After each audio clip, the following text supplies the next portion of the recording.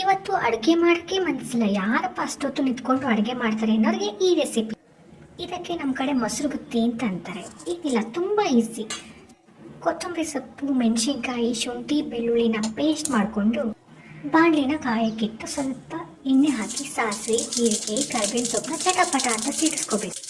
ಆಮೇಲೆ ರುಬ್ಬಿಸ್ಕೊಂಡಿರೋ ಮೆಣಸಿನ್ಕಾಯಿ ಪೇಸ್ಟ್ನ ಅದಕ್ಕೆ ಹಾಕಿ ಸ್ವಲ್ಪ ಬಾಡಿಸಿ ಸ್ವಲ್ಪ ಉಪ್ಪು ಹಾಕಿ ಆರಕ್ಕೆ ಇಡಬೇಕು. ತಕ್ಷಣ ಹಾಕಬಾರ್ದು, ಯಾಕಂದರೆ ಮೊಸರು ಹಾಕ್ತೀವಲ್ಲ ಒಡೆದೋಗ್ಬಿಡುತ್ತೆ.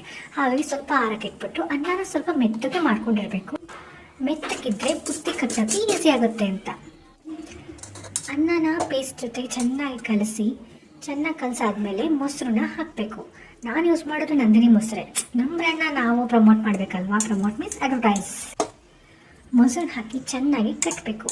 ಕಟ್ಟಾದ್ಮೇಲೆ ಈಸಿಯಾಗಿ ರೆಡಿ ಆಗುತ್ತೆ ನಮ್ಮ ಮೊಸರು ಬುತ್ತಿ. ಏನಿಲ್ಲ, ಒಂದು 2-3 ಮಿನಿಟ್ಸ್ ಅಷ್ಟೇ ಬೇಕಾಯ್ತು ನೋಡಿ, ತುಂಬ ಈಸಿ ಅಲ್ವಾ.